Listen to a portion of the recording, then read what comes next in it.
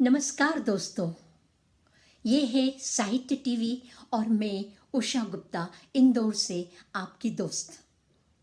25 दिसंबर यानी कि क्रिसमस, और क्रिसमस को हम सब पूरे विश्व में बहुत धूमधाम से मनाते हैं।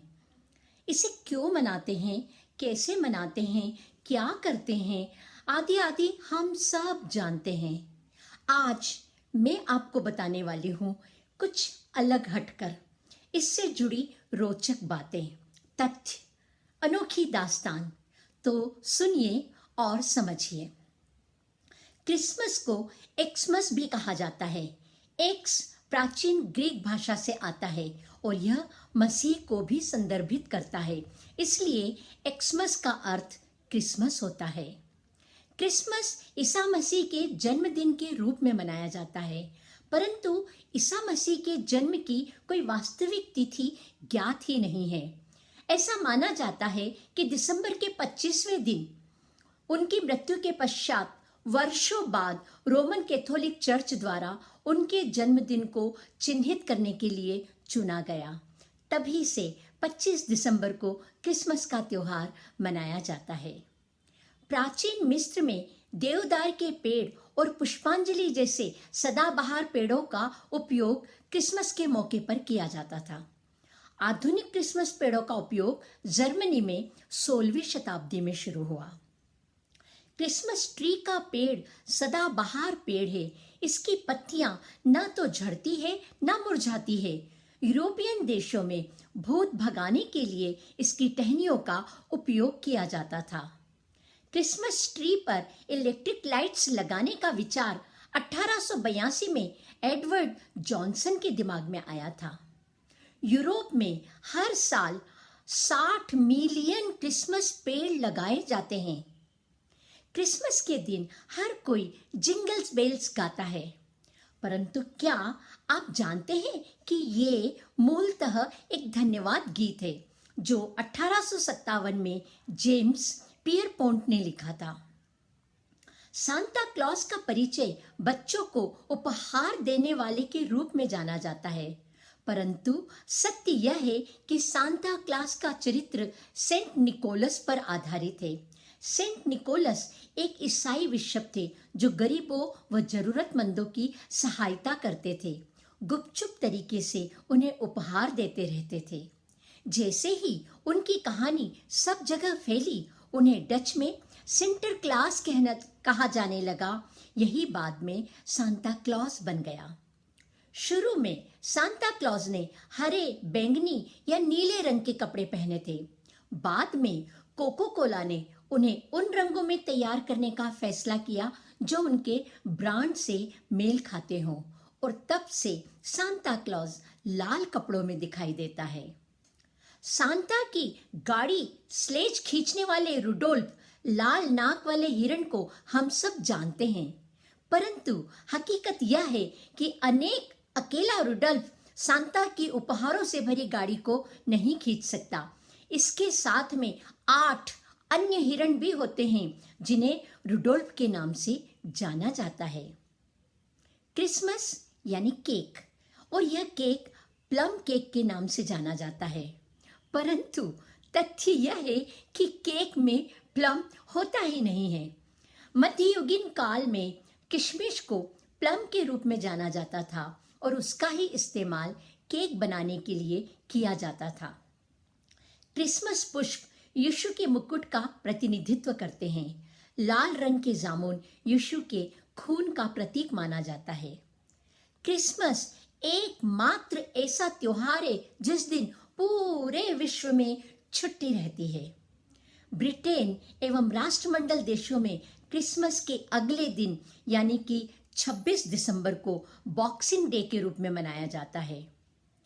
क्रिसमस के मजेदार अनुष्ठानों में से सबसे रोचक है क्रिसमस कार्ड्स का आदान प्रदान करना। ये काम बहुत ही उत्साह के साथ किया जाता है। क्रिसमस की छुट्टियों को क्रिसमस के 12 दिन भी कहे जाते हैं, क्योंकि 3 राजाओं को बच्चा यीशु के जन्म स्थान तक पहुंचने में 12 दिन लगे थे। बच्चों द्वारा सांता क्लॉस को पत्र भी लिखे जाते रहे हैं। अमेरिका में ये सारे के सारे पत्र इंडियाना को भेजे जाते हैं। कनाडा में ये पत्र एक स्वैच्छिक समूह को भेजे जाते हैं।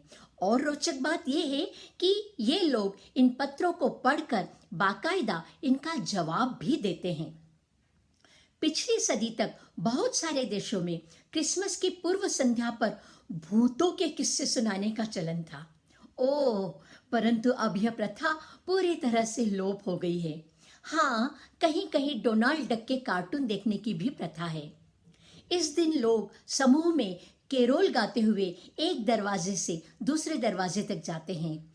यह परंपरा अंग्रेजी रीति रिवाजों पर आधारित है। असीसी के सेंट फ्रांसिस ने इस परंपरा को शुरू किया था और इसे केरोल के आधुनिक रूप में परिवर्तित कर दिया। सांता सबको उपहार देता है, परंतु आप भी सांता को उपहार दे सकते हैं। और वो उपहार क्या है बताऊं? सिर्फ कुकीज या दूध, ताकि यात्रा के दौरान वह ताकत महसूस कर सके। दुनिया का सबसे लंबा स्नोमैन 113 फीट लंबा था, जिसे मायने में बनाया गया था।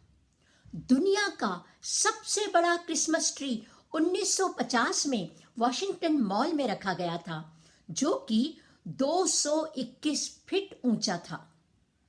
माना जाता है कि अमेरिकन गीतकार और गायक इरविंग बर्लिन का गाना व्हाइट क्रिसमस अब तक का बेस्ट सेलिंग गाना है। इसकी 100 मिलियन से अधिक कॉपियां बिक चुकी है। 2010 में क्रिसमस के दौरान कोलंबियाई सरकार ने जंगल के पेड़ों पर लाइट्स लगा दी।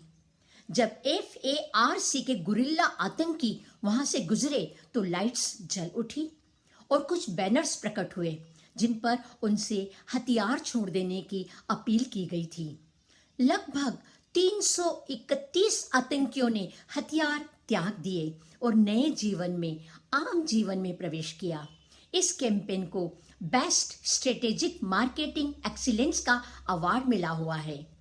लगभग सारे क्रिसमस गाने जैसे विंटर वंडरलैंड, चेस्टनट रोस्टिंग आदि यहूदी लोगों के द्वारा बनाए गए हैं। 5 सितंबर 1977 को सौर मिशन के अंतरिक्ष यान वोयाजर के लिए इंजीनियरों ने पोर्क चॉप प्लाट का प्रयोग करके करीब 10,000 संभावित पथों में से सबसे उत्तम 100 पथ चुने। क्यों जानते हैं? ताकि थैंक्सगिविंग और क्रिसमस की छुट्टियों के दौरान अन्य ग्रहों के साथ टकराव को टाला जा सके। नॉर्वे के लोग द्वितीय विश्व युद्ध के दौरान मदद करने के कारण आभार व्यक्त करने के लिए लंदन के लोगों को विशाल क्रिसमस ट्री भेंट करते हैं, जिसे ट्रेफाल्गर स्क्वायर कहा जाता है। क्रिसमस पर सबसे ज्यादा खरीदारी अमेरिका में की जाती है। मॉल में इतनी भीड़ होती है कि पैर रखने की जगह ही नहीं मिलती है। तो सुना ना आपने, है ना कितने रोचक और मजेदार तथ्य। इनमें से अधिकांश को हम सब नहीं जानते थे, पर अब जान गए हैं ना। तो क्रिसमस की आप सबको हार्दिक बधाई और शुभकामनाएं। धन्यवाद।